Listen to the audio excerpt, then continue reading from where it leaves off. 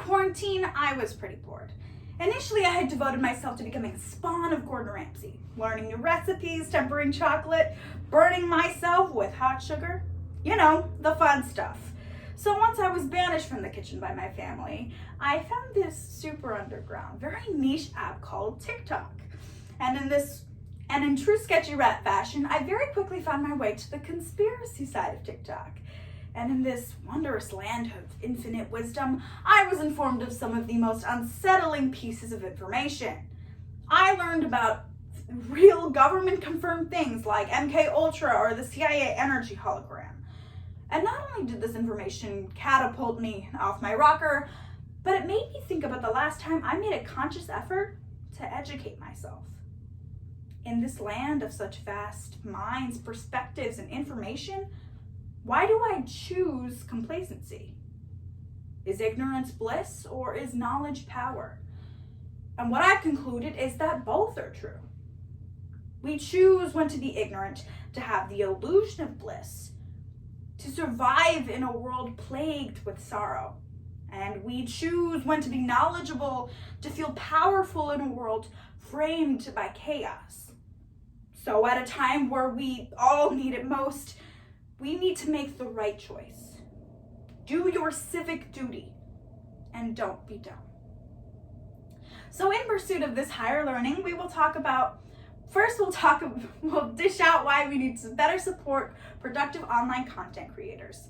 Next, we'll play up why we need to read more books before finally talking about how we need to better support our local news. So listen up as I try and make you just a little bit smarter. In this new age of the internet, YouTube, TikTok, and Instagram all reign supreme. But I think it's safe to say we could all sacrifice a little bit of our social media consumption to something else that is well worth our time.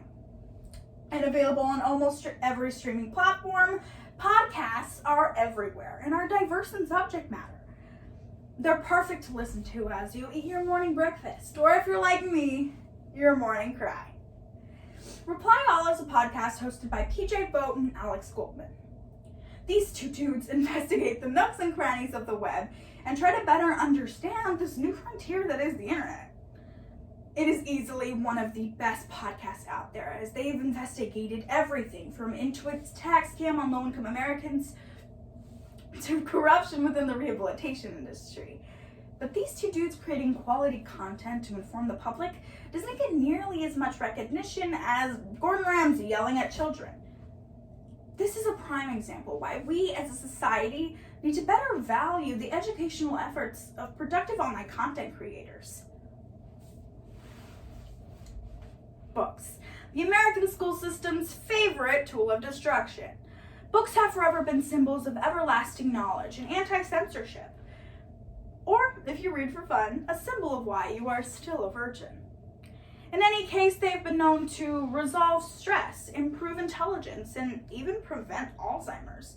But the book industry has been seeing a decline lately. And couple this with the attack on public libraries, and books themselves may very well become a thing of the past.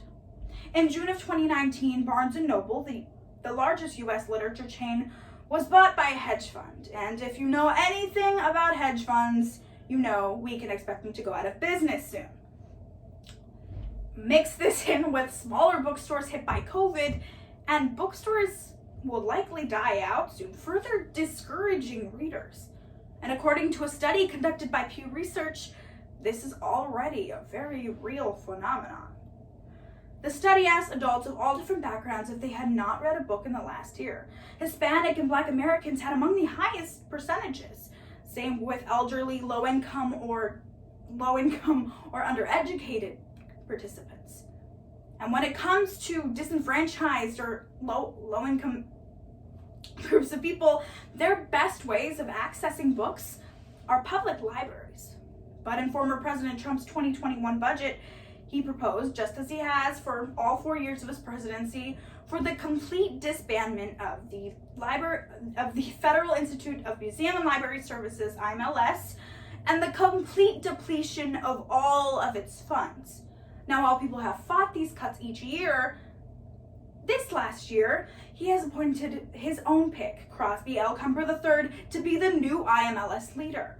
This can mean detrimental future budget cuts to libraries that desperately need them. These actions are a direct attack on the educational efforts of our society that directly impact low-income and disenfranchised Americans. So we need to band together and save books. Buy books to allow bookstores to stay open. Visit your local library and sign up as a member.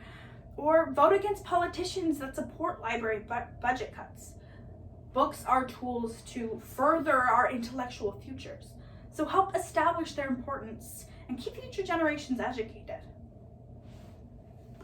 If you're a trashy movie watcher like me, you've probably dreamed of being a young journalist in New York, searching for the next big story until, oops, you get kidnapped and become an accessory to murder.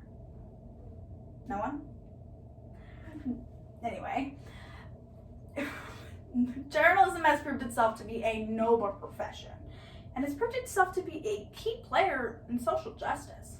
It was journalism when Jet magazine posted Emmett Till's casket photo following his brutal murder, fueling the civil rights movement and showing America the severity of racism. It was journalism when Gloria Steinem wrote a bunny tale chronicling her life undercover in the Playboy Mansion, sparking conversations about the glorification of patriarchy. And it was journalism when the New Yorker published the testimonies of Harvey Weinstein's accusers, jump-starting the Me Too movement in Hollywood. It is undeniable that journalism has played a key role in some of America's most famous movements.